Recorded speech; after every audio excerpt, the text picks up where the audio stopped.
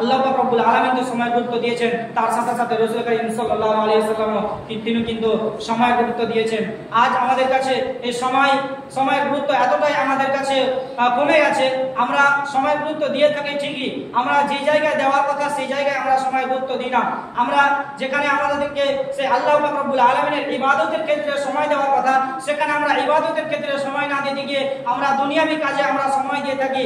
আর আশ্চর্যের বিষয় হলো এটা আরেকটি, যে আজকে আমাদের মধ্যে এমন কিছু মানুষ রয়েছে, এমন কিছু মানুষ বলতে কি আমরা প্রায় 99% মানুষ আমরা এই রোগের মধ্যে আমরা আচ্ছাদিত রয়েছি, এই রোগের মধ্যে আমরা গ্রেফতার রয়েছি, যে এমনও সময় আমরা অতিবাহিত করি যে সময়টি আমাদের দুনিয়াবি না কাজে আসবে কোনো, না আখিরাতের কোনো কাজে আসবে।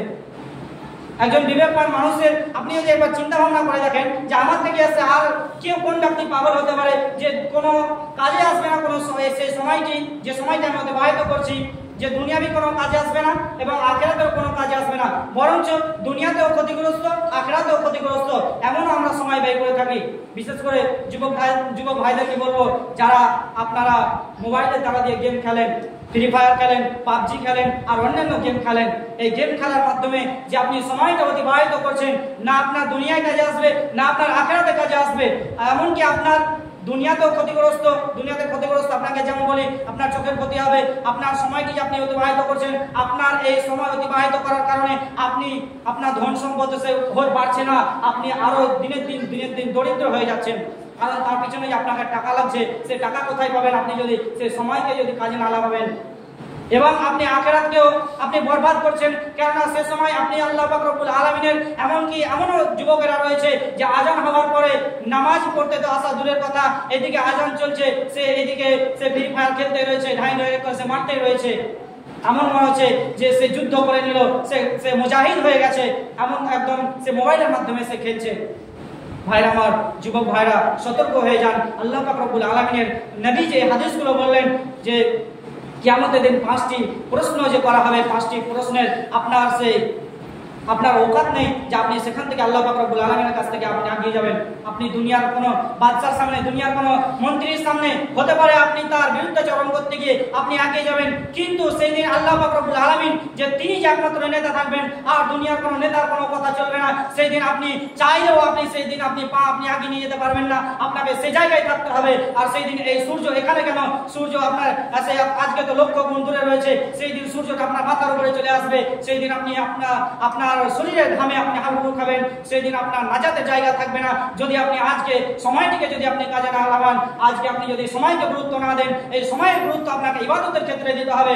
আপনার দুনিয়াবি কাজে আপনার অপচয়ে সময়কে করলে হবে না। সময় অপচয় করার কারণে আমাদের দুনিয়া এবং আখিরাত দুটোই ক্ষতিগ্রস্ত হচ্ছে। কেন আপনি সময়কে ক্ষতিগ্রস্ত করবেন? কেন আপনি নিজেকে ক্ষতিগ্রস্তের মধ্যে নিয়ে যাবেন? আপনার মধ্যে তো আকল রয়েছে, আপনার মধ্যে তো বিবেক রয়েছে, আপনাকে তো আল্লাহ তাআলা যথেষ্ট জ্ঞান দিয়েছেন, আপনি তো বিবেকবান। নিজেকে তো বলেন যে আমি সেই সমস্ত সৃষ্টি, আল্লাহ তাআলা তো আমাকে সমস্ত সৃষ্টির মধ্যে সে উত্তম করে সৃষ্টি করেছেন, কেননা আমাকে আকল দিয়েছেন। একটি গরুকে, একটি ছাগলকে, একটি মহিষকে, একটি সে বনের প্রাণীকে, তাকে আকল আল্লাহ তাআলা দিয়েছেন, কিন্তু সে ভালো মন্দের মধ্যে পার্থক্য করতে পারে না। আর আমাকে আল্লাহ তাআলা সে বিবেক দিয়েছেন যা আমি ভালো মন্দের মধ্যে পার্থক্য করতে পারি। তারপরেও কেন আপনি সময়কে অযথা কাজে আপনি সে নিজেকে ক্ষতিগ্রস্তের মধ্যে ডালছেন, আপনি ক্ষতিগ্রস্তের মধ্যে নিজেকে নিমজ্জিত করছেন।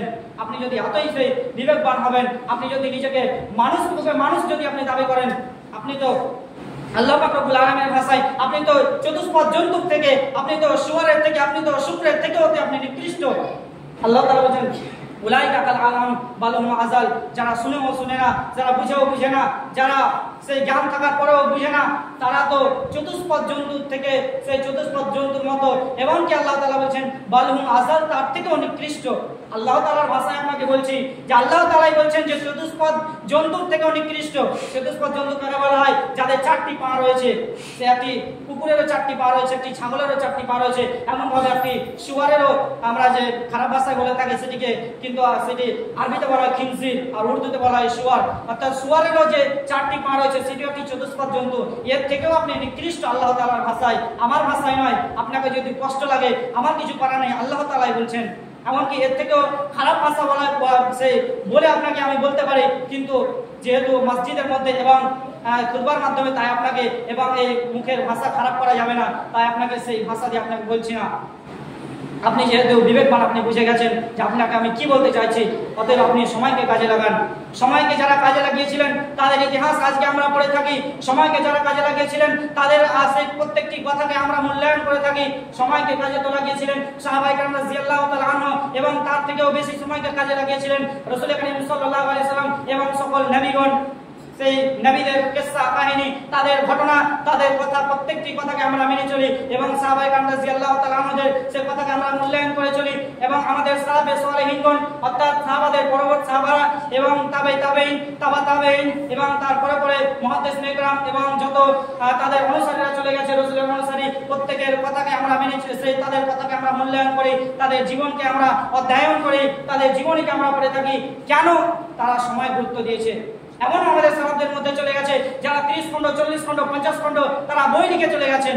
আজকে আমরা তাদের মতোই তো সময় পেয়েছি, আমরা কি করে নিচ্ছি? আমরা তো একটিও বই লিখতে পারছি না, এমনকি তাদের বইগুলোই আমরা পড়ে শেষ করতে পারছি না। এমন তারা সময় গুরুত্ব দিয়েছেন, সময়ের মূল্য তারাই বুঝেছেন। এই কারণে তারা এতগুলো বই তারা লিখে চলে গিয়েছেন। তারা তাদেরকে সারা পৃথিবীর মানুষ তাদেরকে স্মরণ করছে। যেমন ভাবে সালাফে সালেহিনরা সময়ের গুরুত্ব তেনারা করে গেছেন, তারা সময়ের ক্ষেত্রে গুরুত্ব মানুষদেরকে বুঝিয়েও গেছেন। তেনারা